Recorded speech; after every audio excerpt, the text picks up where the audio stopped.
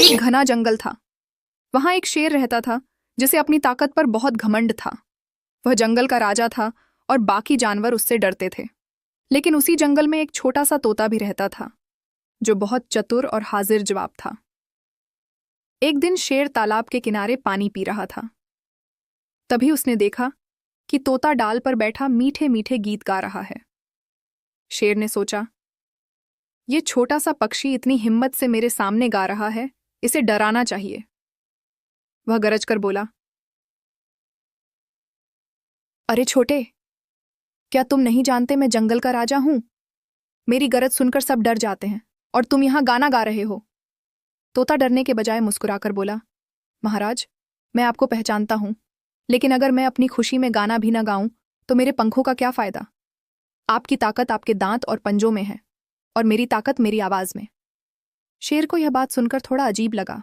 उसने कहा, ताकत तो बस ताकत होती है, चाहे पंजों में हो या आवाज में, लेकिन असली ताकत तो डराने में है।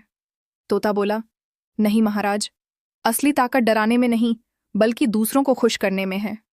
कुछ दिनों बाद जंगल में शिकारी आ गया। उसने जाल बिछाया और शेर को फंसा लिया। शेर जोर जोर से दहाड़ने लगा, लेकिन उसकी दहाड़ दूर तक नहीं पहुंची, क्योंकि जाल में फंसकर वह हिलडुल भी नहीं पा रहा था।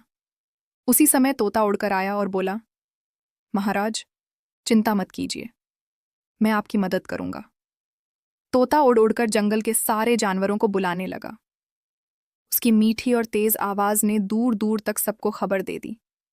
जल्दी ही हाथी, भालू और कई जानवर आकर जाल तोड़ने लगे। कुछ ही समय में शेर आजाद हो गया। शेर ने तोते की ओर कृतज्ञता से देखा और कहा, आज समझ में आया कि ताकत सिर्फ शरीर में नहीं, बल्कि समझदारी और दूसरों तक अपनी बात पहुंचाने की क्षमता में भी होती है। तोता मुस्कुराया और बोला, महाराज, ताकत का सही इस्तेमाल वही है जिससे दूसरों को लाभ पहुंचे।